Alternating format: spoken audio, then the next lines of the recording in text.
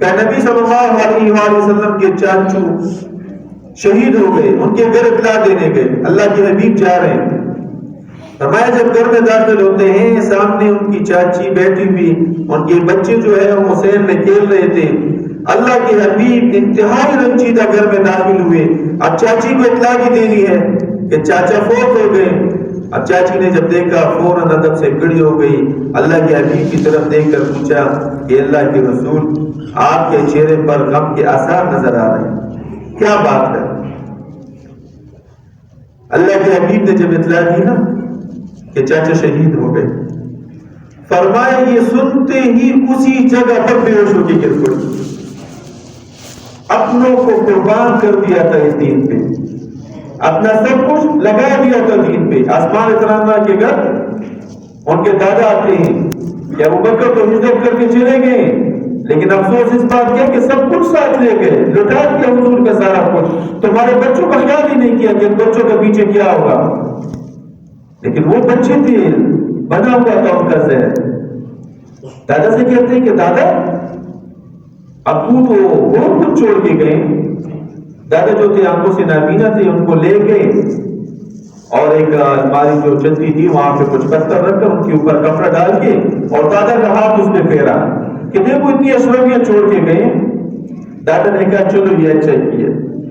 میرے عزیزوں، آج تو ہمیں کہتے ہیں نا کہ اللہ کے راستے میں چلے 4 ماہ کے لیے نکلو، تو ہمارے ارد گرد پورا ماحول بنا ہوا ہے، سارے اپنے رشتے دار ہیں، اپنے مسلمان بھائی ہیں، کوئی خدشہ نہیں، کوئی ڈر نہیں۔ وہ تو مشرکین کے بیچ میں چھوڑ کے گئے تھے، کوئی دوست نہیں، سارے مخالف، پورا مکہ مخالف، اور ان کے بیچ میں اللہ کے نام کے سوا کوئی چیز گھر میں نہ چھوڑ کے اور چلے گئے۔ ماحول بنا ہوا تھا، تربیت ہو رہی تھی، بتایا جا رہا تھا۔ تو میرے عزیزوں، ان کے دل میں قدر بھی تھی، ان کو مسئلے آتے تھے اللہ سے تعالیٰ تو اللہ کی طرف رجوع کرتے تھے۔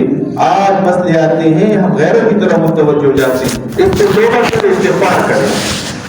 اور میرے عزیزوں، ایک آدمی جو ساری زندگی اس کی نافرمانی کرتے ہوئے گزری، اللہ کی نافرمانی کرتے کرتے گزری ہو، اور آخر میں وہ آ کر اللہ کی بارگاہ میں آ کر سجدہ ریز ہوتا ہے، تو اللہ سبحانہ وتعالیٰ اس پہ خوش ہوتے ہیں، اور اتنا خوش ہوتے ہیں، ہم بار بار اپنے علماء سے سنتے ہیں کہ اللہ فرشتوں سے فرماتے ہیں کہ میرے فرشتوں 7 آسمانوں میں چراغاں کر دو، آج میرے بندے نے مجھ سے صلح کر لی ہے۔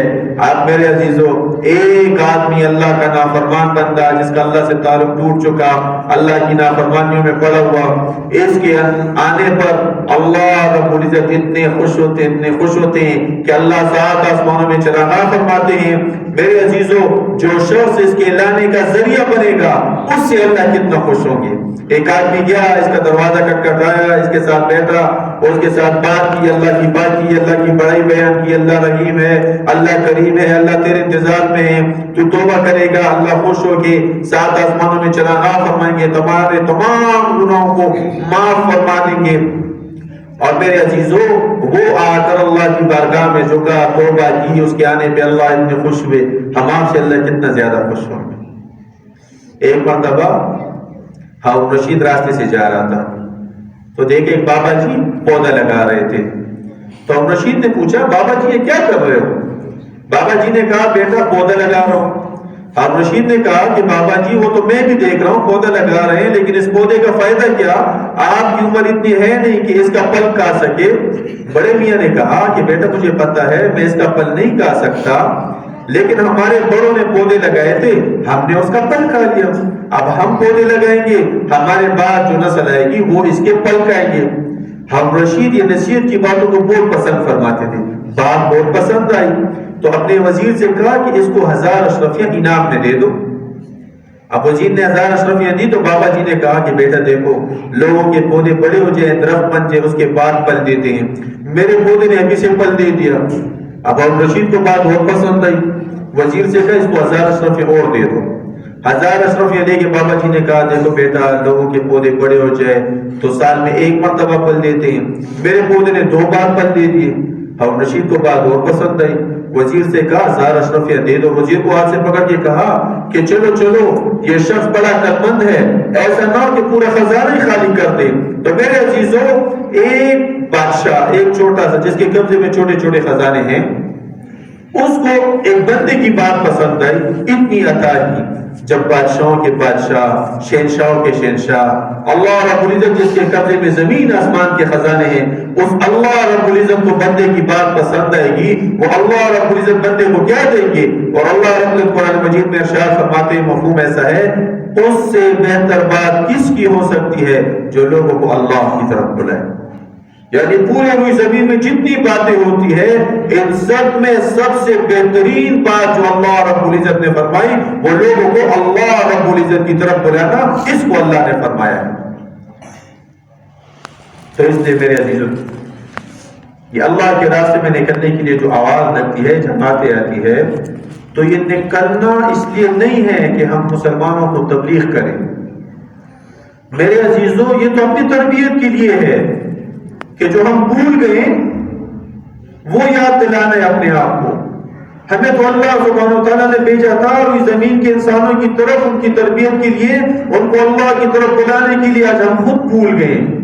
یہ تو اس بات کا مذاکرہ ہے آپس میں، مسلمانوں کو یاد دہانی ہے۔ وہ کہتے ہیں نا، بڑے شوق سے سن رہا تھا زمانہ، بڑے شوق سے سن رہا تھا زمانہ، ہم ہی سو گئے داستان کہتے کہتے۔ آج ہم خود سو گئے، آج تو مسلمان کو جگانے کا ٹائم ہے، اس کو چمچوڑنا ہے، بھائی اٹھو، کہ جہاں پہ تم بیٹھے ہو، جس چیز کو، جس دنیا کو تم مقصد سمجھ بیٹھے ہو، یہ تمہارا مقصد نہیں ہے۔ نہیں تیرا نشے من قصر سلطانی کی گنبد پر، تو شاہین ہے بسیرا کر پہاڑوں کی چٹانوں پر۔ آج ہم اپنے آپ کو ایک گھر، دو بچے، ایک دکان، ایک دفتر کا سمجھ بیٹھے ہیں۔ میرے عزیزوں، یہ تو ہم قصر سلطانی کی گنبد والے نہیں ہیں۔ شاہی کا جہاں اور ہے، گرگس کا جہاں اور۔ ہم جیسے دنیا دار لگے ہوئے ہیں، امیار لگے ہوئے ہیں، غیر مسلم لگے ہوئے ہیں، صبح اٹھتے ہیں، کاموں پہ جاتے ہیں، اپنے بیوی بچوں اور ان کے لیے دکان دفتر کا سمجھ بیٹھے۔ آج ہم بھی وہ سمجھ بیٹھے۔ میرے عزیزوں، اللہ سبحانہ و تعالیٰ نے ہمیں دین کی محنت کے لیے بھیجا ہوا ہے، پورے عالم کی انسانیت کے لیے بھیجا ہوا ہے۔ اللہ ہماری اس خطا کو معاف فرمائے۔ جو وقت ہمارا پیارے نبی صلی اللہ علیہ وآلہ وسلم کی ختم نبوت کے صدقے، ہمارا ایمان ہے نا کہ پیارے نبی صلی اللہ علیہ وآلہ وسلم آخری نبی ہے، اور پیارے نبی صلی اللہ علیہ وآلہ وسلم کے بعد اب قیامت تک دوسرا کوئی نبی نہیں آئے گا۔